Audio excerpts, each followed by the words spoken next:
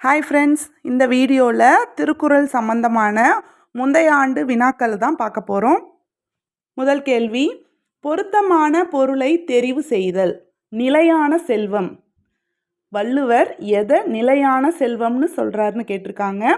தங்கம், பணம், ஊக்கம், ஏக்கம். எது நிலையான செல்வம் அப்படின்னு பார்த்தீங்கன்னா ஊக்கம். அடுத்த கேள்வி, கைகோல் என்னும் சொல்லின் பொருள்.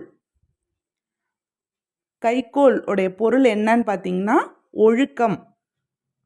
ஒழுக்கமுடைமை அதிகாரத்தில் இந்த கைகோல்ன்ற சொல்ல திருவள்ளுவர் பயன்படுத்தியிருப்பார்.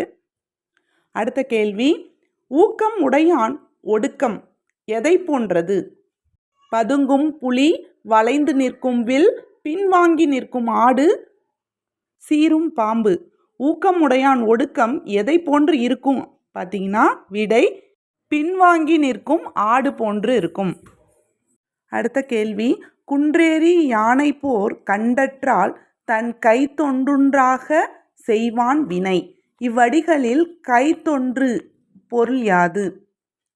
இந்த கொடுத்துருக்க குறளில் கைத்தொன்று அதுக்கான பொருள் என்ன அப்படின்னு பார்த்தீங்கன்னா கைப்பொருள்.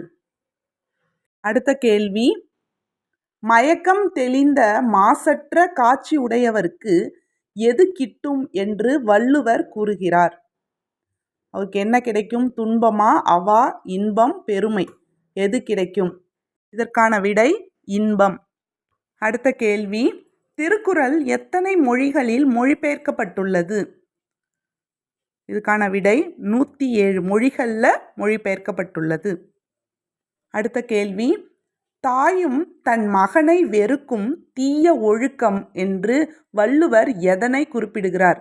தாயே தன் மகனை வெறுக்கக்கூடிய அளவுக்கு உடைய தீய பழக்கம்னு வள்ளுவர் எதை சொல்கிறாருன்னா கள்ளுண்ணுதல். அடுத்த கேள்வி, இயற்றல், ஈட்டல், காத்தல், காத்து வகுத்தல் யாருக்குரியது? இது யாருடைய கடமைன்னு வள்ளுவர் குறிப்பிடுகிறார்? இதுக்கான விடை பார்த்தீங்கன்னா அரசர். ஒரு அரசருடைய கடமை தான் இயற்றல், ஈட்டல், காத்தல், காத்து வகுத்தல். அடுத்த கேள்வி, அறத்துப்பால் குறள்களின் எண்ணிக்கை. அறத்துப்பால் அதிகாரங்கள் 38. இங்கே கேள்வி என்னன்னா குறள்களுடைய எண்ணிக்கை கேட்டிருக்காங்க. ஒரு அதிகாரத்துக்கு 10 குறள். அப்போது 380 தான் கரெக்டான ஆன்சர்.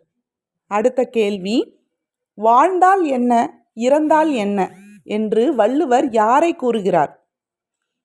இவன் ஏன்பா வாழ்ந்தா என்ன இறந்தா என்ன அப்படின்னு யாரை வள்ளுவர் சொல்கிறார்? செவி உணராதவரை தான் வாழ்ந்தால் என்ன இறந்தால் என்னன்னு வள்ளுவர் குறிப்பிடுகிறார். அடுத்த கேள்வி, எதனை பனையளவு நன்றியாக கொள்வர் என வள்ளுவர் குறிப்பிடுகிறார்? இதுக்கான ஆன்சர் பார்த்தீங்கன்னா தினையளவு நன்றி. தினையளவு நன்றியை தான் பனையளவு நன்றியாக கொள்வாங்க அப்படின்னு வள்ளுவர் குறிப்பிடுறார். அடுத்த கேள்வி, உலகத்தோடு ஒட்டி ஒழுகாதவர் பல நூல்களை கற்றிருந்தாலும் எதனை போல கருதப்படுவார் என வள்ளுவர் குறிப்பிடுகிறார்? இதுக்கான ஆன்சர் கல்லாதவர். பல நூல்களை கற்றிருந்தால் மட்டும் போதாது, உலகத்தோட ஒட்டி ஒழுகாதவர் கல்லாதவரே ஆவார் அப்படின்னு வள்ளுவர் சொல்கிறாரு. அடுத்த கேள்வி, கல்லுண்பாரை திருவள்ளுவர் எதனை உண்பாருக்கு நிகராக கூறுகிறார்? இதுக்கு ஆன்சர் பார்த்தீங்கன்னா நஞ்சுண்பார். அடுத்த கேள்வி, தமிழ் மாதின் இனிய உயிர்நிலை என போற்றப்படும் நூல் என்ன? கம்பராமாயணமா, சிலப்பதிகாரமா, திருக்குறளா, நாலடியாரா?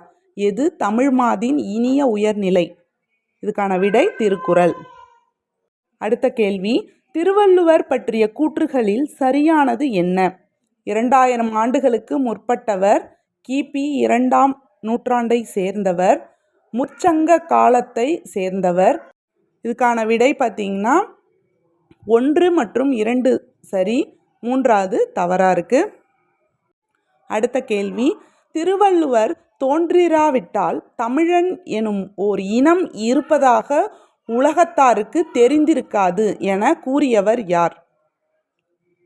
இதுக்கான ஆன்சர் கியாபே விஸ்வநாதம். அவர் தான் திருவள்ளுவர் தோன்றாவிட்டால் தமிழன் என்னும் ஒரு இனம் இருப்பதாக உலகத்தாருக்கு தெரிந்திருக்காதுன்னு சொல்லியிருக்காரு. அடுத்த கேள்வி, திருக்குறள் மூலத்தை முதலில் அச்சிட்டவர்.